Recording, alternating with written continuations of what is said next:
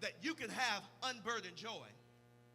Because the psalmist teaches us that sometimes you can sing the Lord's song in a strange land when you review the fullness of your repertoire. I don't know who this group is. I don't know who the authors are of this psalm, this iconic psalm, but perhaps it's a group of court or temple musicians who are presenting the scene described to us. Those who before their deportation had sung the hymns of Zion at the great temple festivals. Their entire theology, the superstructure of their belief was connected to the idea that God was going to always keep them in the land, and God was going to make sure nothing happened to the temple. And then one day mass death just starts sweeping through the land.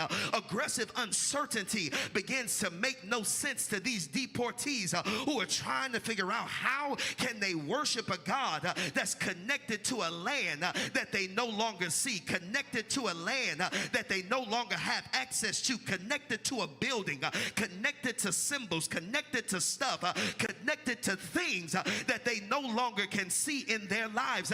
And maybe that is part of the danger when you predicate your relationship on God, on the things you can see versus the things God says. You may be setting yourself up on a slippery road to nihilism and defeatism because everything you see is impermanent. As big as it is, it will crumble. As large as it is, it will fail. As precious as it is to you, it will not last forever. And sometimes we have to embrace the impermanence of life in order to hold on to the eternality of a God who's greater than the things that we dictate our worship of God on. That the stuff God gives you is not worthy of your worship. Only God's self is worthy of your. I know you like your car, but that's not worthy of your worship. I know you like your long career, but that's not worthy of your worship. I know you like where you live in your nice zip code, but that's not worthy of your worship. You ought to be in the posture that God is worthy of your worship because God is God.